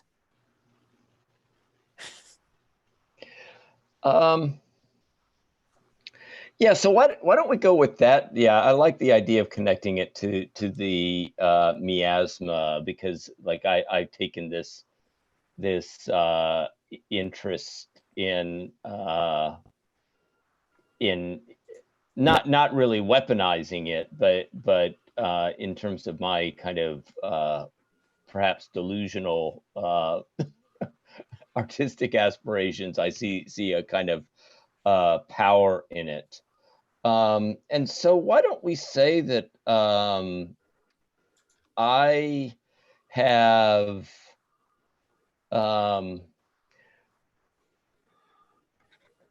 Have you created something beautiful with the miasma before? well, I think I have, and I've also I think that I've also kind of figured out how to at least the beginnings of how to use the miasma to kind of impact the personalities of others, right? That there's a kind of some type of course, this is before the era of modern psychology, but That's I've okay. kind of Yeah, this is just the French Revolutionary psychic maelstrom. yes, but that I think that I'm kind of getting onto how to actually kind of channel that kind of control and kind of using it to kind of influence people in ways that I want. Control others, we shall have to control her.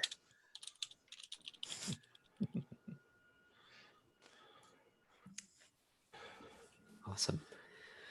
So we are at the point of probably taking our last bio break. Should take us to 15 after. And so when we get back, we will start with our first scene. See you in 5 minutes. We're all back. Let's get started. So I think we established through the setup that I like this scene of Toulouse coming to visit Claude to try and like find some protection or some answers, something. Does that sound good with you, Stephen?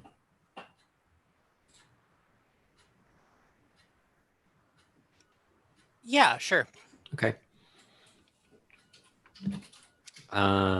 If nobody else wants to, I'm perfectly happy playing Toulouse since he seems kind of to fit with my faction the most. One other thing is that at any point, if you guys feel like it makes sense to use a faction move that you have, chime in and use it. You can't use weak moves and strong moves unless your character is in the scene. So like, since I'm playing Toulouse, I can't use weak moves and strong moves. But I can use any faction moves I want. And Richard and Robbie can both use their faction moves if it seems appropriate at the time. And so We will get that started. So I'm kind of imagining, so you're a head detective. So why don't you describe your office situation to us a little bit?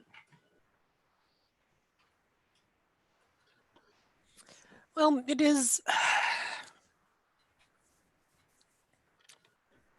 I think it is sort of the typical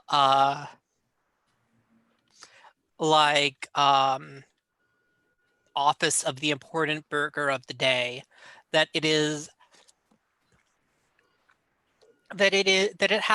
a desk and a few other pieces of furniture that are fairly good to make, and also perhaps some shelving with books as suits like someone of my station and education.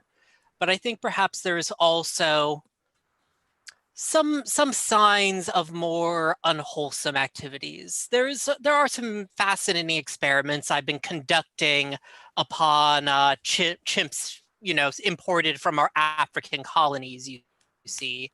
And I am in the middle of dissecting one of the poor devils that has died of exposure to le miasma. I've been introducing it to their diet in different purities, you see, just to see how much exposure it takes to kill one of these creatures. All right. So I think Toulouse kind of raps on the door, and we just get that kind of the outline of his head illuminated against kind of like a paper covered window. And then the handle creaks open and he kind of pokes his head in. Claude, may I bother you for a moment? Ah, yes, of course, come in. Don't mind the and I kind of gesture over at the dissected chimp splayed out on my desk. Oh,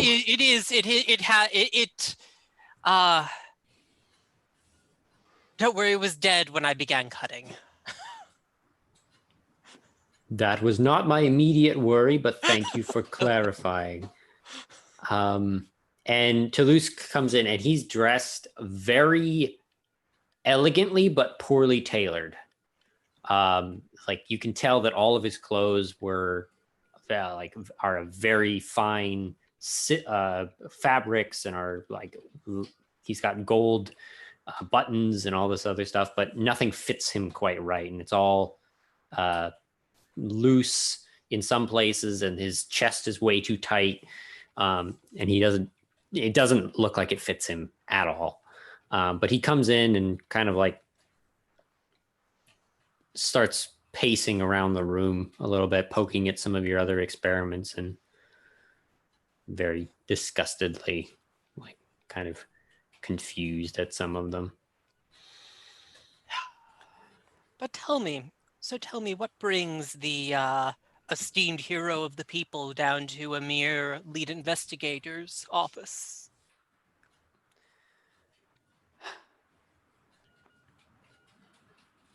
From what I hear, mere is not the adequate term to describe your, shall we say, breadth of knowledge. True, but pride is a deadly sin after all. And I pointedly look at the dead chimp on the table. I don't know what sins you think you're avoiding by this, but your life is your life. Oh, the sin of ignorance, my dear. And it's ignorance that I hope to avoid. I've come to you seeking answers. And I hear you're the one to give them. And I stride over and pull the chair out and sit down in the chair that again is too big for my frame, which is very, very kind of wiry and muscled. And this whole time I've been like, when I move the chair, I just kind of push it with my fists. I don't actually open my hands.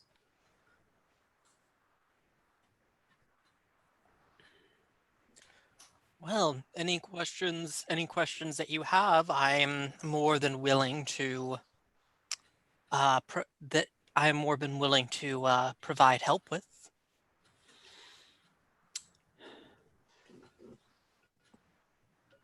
Before we move forward, I need to know that I have your utmost secrecy, that you will be delicate with what I'm about to show you.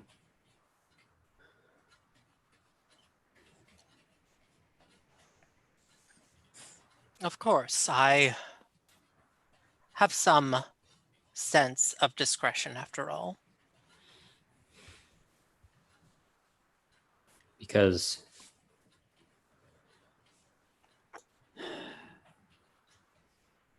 you technically work for me.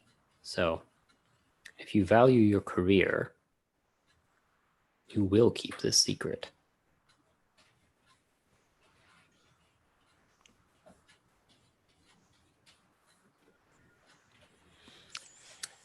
And he holds up his fist, just kind of like this, and slowly opens it up, and there's a coin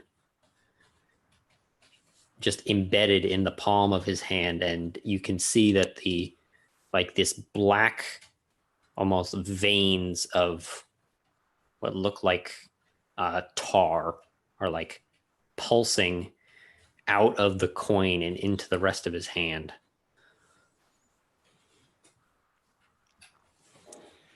Now, how fascinating. You know, I had wondered if there was something special about you. I'm glad that my hunch was not wrong. If this is special about me, I want it gone.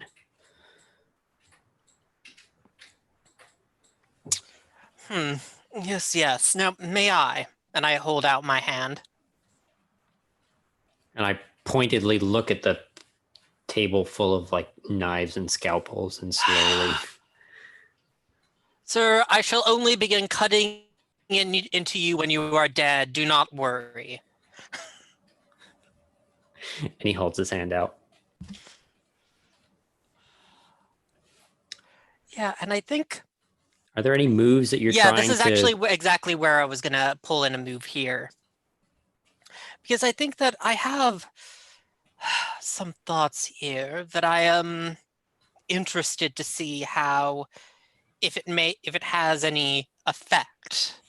And I think I draw out a vial of the condensed miasma, and I take a dropper and I drop a few drops onto the coin, and I am making the weak move fail spectacularly to complete one of your experiments. I love it. Yeah, so how does this fail? I love the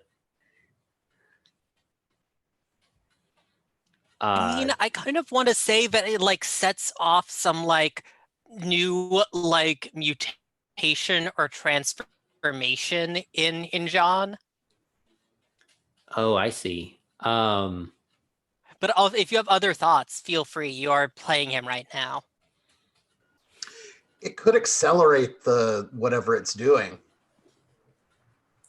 Yeah, I don't think. Yeah, I like that. It's just like it like the drops land on the coin and are like absorbed into the coin, and then you see this like pulse, and the black tendrils get noticeably longer, like an inch longer, coming out of this coin. And it's like,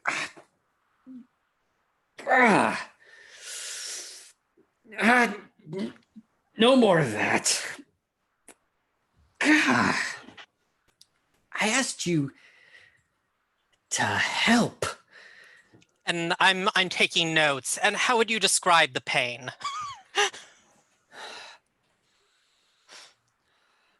Claude, not the time. I'm going to interject with a faction move. Yeah.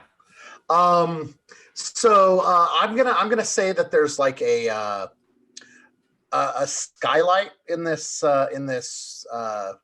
chemist's shop, you know, because like various foul vapors and the like are need a way to escape, and it like they hear, you know, you hear an audible gasp, and there are like a trio of like street urchin children who have been watching this entire thing, who when they realize that you're looking, they like disappear, and you hear them running away and disappearing into the streets. Oh, also, should we recall the cross cards? Yes. So I'll pull all those back. So recall those. And then you grab a card from using the weak move, and there you go. So yeah, and I was revealing a secret that shouldn't have been made public.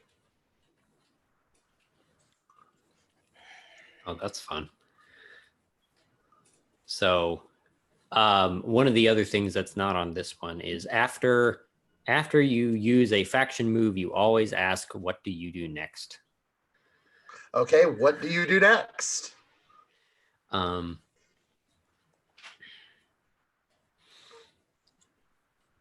think Toulouse like closes his hand up and looks like wild-eyed at Claude.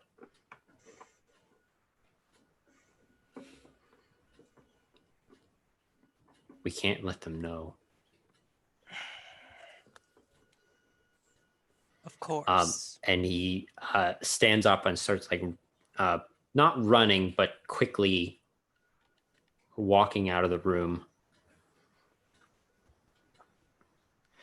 I grab him by his arm, and I say, now, before you go, Jean, I do have, or no, what's his? No, Toulouse. Is it Toulouse. Toulouse? Sorry, there are like there are like 3 Jeans running around in the game. Should probably change a few of these names. Although this is Paris, so there's a fair number of Johns. There's a lot of Jeans Yes. and a lot of Louis. Yeah. I am curious what it is about you that makes you so much less. There are few that have made it out of the miasma alive. And what is it that makes you so unique? And I am playing the Queen of Cups to discover a secret. So what is the secret? I want to find out that he's... Oh, go ahead. Can we cliffhanger that? Okay, yeah. And so we all know that Claude knows the secret, but none of us as players know the secret. Okay. Are you good with that? Sure. Because that sounds like a lot of fun.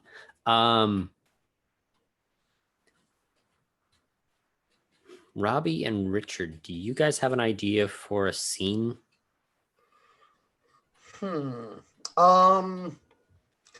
me see. So we've got these urchins who are running through the street. What if one of them, like you were to find one of them or catch up to one of them? Well, I think that like my position in the underclass means that like when something like this happens, they, you know, like I am among the first to hear about it. Yeah. Just because like, you know, it's so like, you know, this like grubby little kid like runs through the door and breathlessly tells me a very distorted, exaggerated version of the story. Like, do you want to open it there, or do you want to open it on like one of the town guards, like waylaying this kid for like grabbing a roll of bread? Well, well, I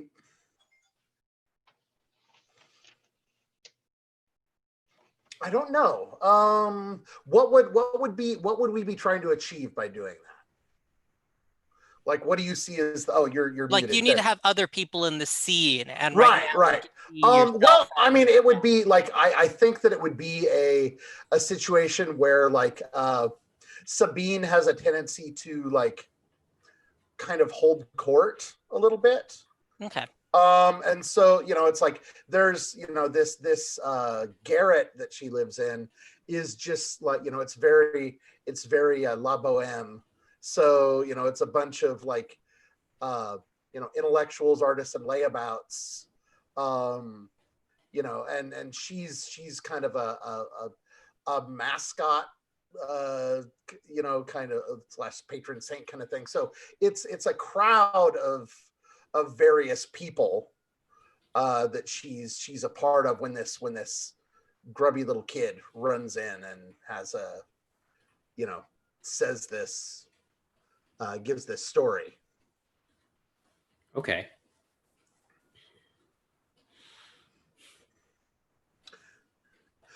And if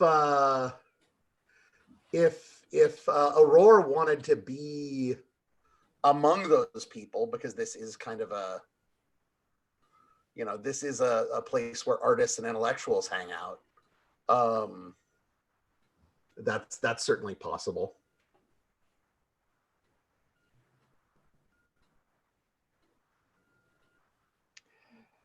Yes, I mean, Aurora would just be, at least initially, a kind of somebody who is part of a group, part of a crowd that's around when this information is relayed. Yeah, this is like a coffee house or something along those lines.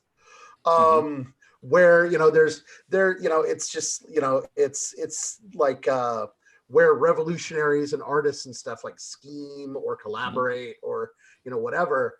And so like it's where Sabine and Vespard, her lover, tend to spend a lot of their time. I mean, nobody's employed. and so it's just this is the place to be. And so and she's known to be there, so this child runs in and tells the story, and like everybody there hears it. Whether or not you're like directly part of the coterie that's around Sabine particularly.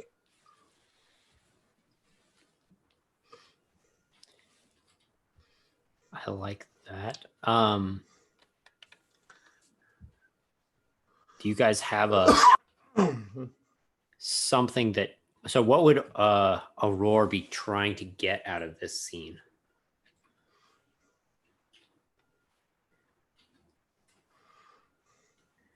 Oh, really quick. Steven, did you achieve either of your faction motivations? Right, I forget those are things. Where do I find those again? They are on the factions page. Your two are order and justice. Oh, okay, I see. Those are okay. I'm all supposed to achieve those. Okay. No, I don't think we have. Okay. That's well, fine. Unless you count like me finding out this guy's secret as like pushing towards order. No, because I think you have like power and retribution are other options that fit that a little bit better. Yeah. So that's okay. If you do meet those motivations, that's when you get to mark power. So sorry, continue. I mean, I think, in terms of what Aurora, Aurora is interested in the miasma and has interest in what powers it contains and whether it can be channeled in some way, some useful way that she could use for her kind of grandiose artistic theatrical plans.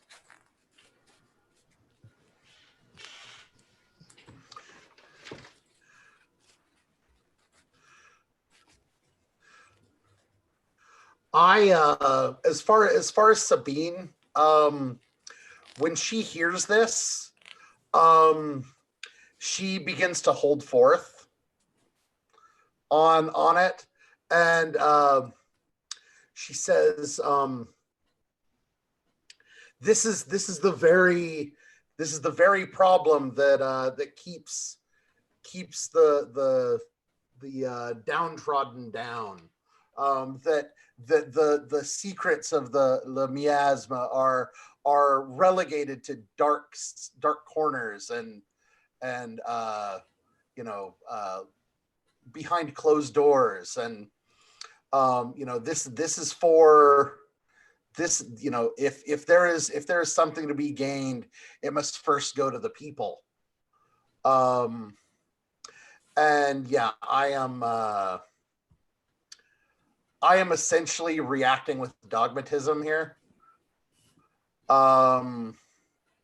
Like she's just utterly committed to this idea that there's never anything wrong with everybody, with everybody getting a finger in and everybody knowing a thing. So would I be drawing a card at that point, or? Yes, if you think you've Yeah, done I a think weak so. move, then you draw Okay. a card. All right. Okay. All right, there we go. And just so that I understand, you're drawing a card. You're using a weak move here, Right. which Right. is the React with rigid dogmatism. So he's Right. And she's like, she Okay, says, yeah, go, right. go tell your little friends to tell everyone of what happened. And she's just fully letting the genie out of the bottle. And Yeah, I think what Aurora would do is, you see Aurora kind of slowly working her way kind of around the edge of the room to get close to Sabine. And when she gets to a place where she can talk to Sabine but not make it really loud, she says, and should I assume that Aurora knows Sabine? well, we had that Yeah. or no, that was yeah, you tried to recruit me. Yes. So yeah, Aurora says, Sabine, is this wise? I mean, do you know what powers might be lurking in the miasma? It is not to me or to you to decide what is wise.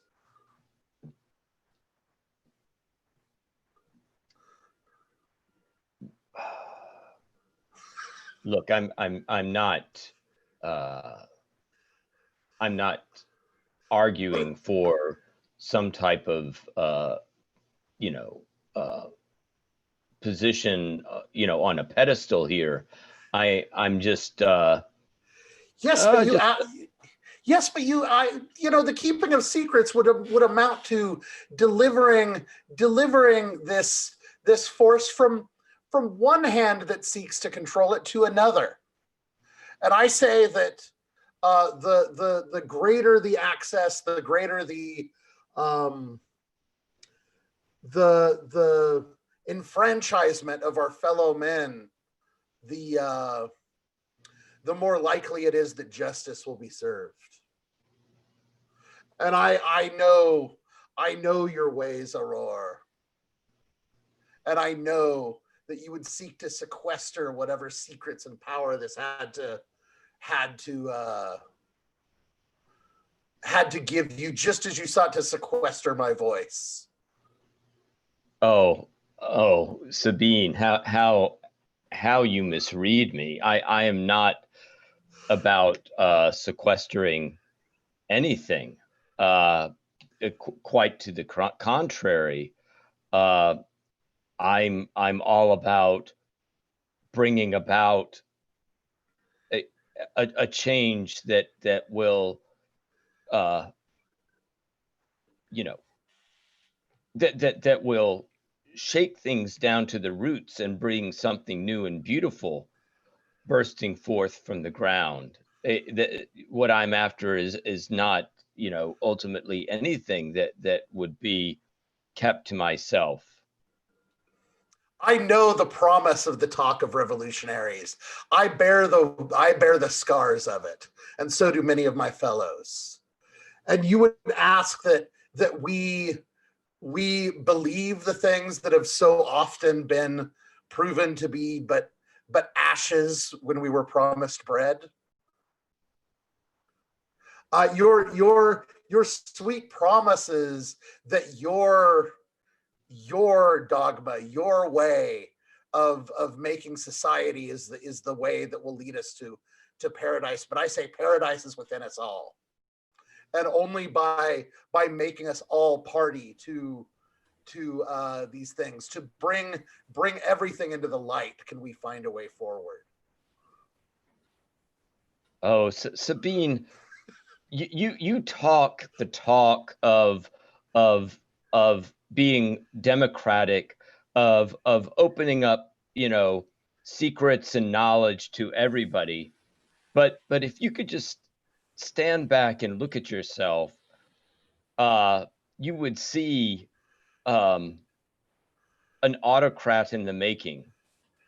I don't even have the luxury of standing. Can I just chime in and say that I think that Robbie is triggering like 3 different weak moves here? This could be make enemies with someone. This could be refuse to compromise. This could be why do you spurn me? So yeah, I think definitely the make enemies seems very clear. Yeah, so you should probably draw at least 1 card for this. Okay, and I also put a 1 on the. It's there for you to keep track of if you want to, Okay. but it's not All right. super And important. then to draw it, I just click and drag it down to Yep. the bottom. Is that okay? and I think I'm gonna call this rejecting a moment of intimacy. In that, like, Aurora is trying to have a private conversation with me, and I just like raise the volume and reject her. Yeah. So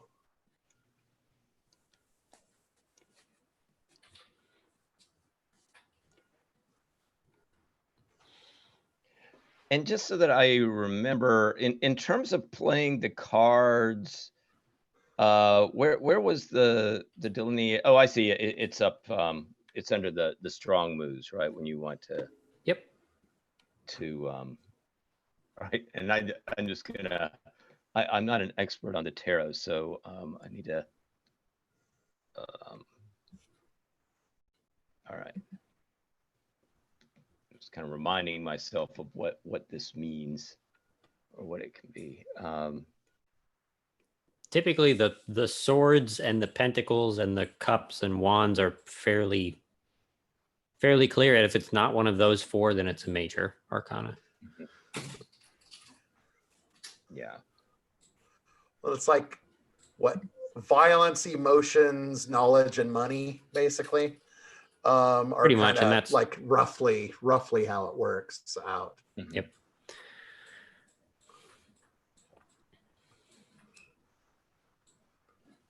So we are getting close to the end here. How do you guys want to kind of wrap up your? Well, I scene? think I think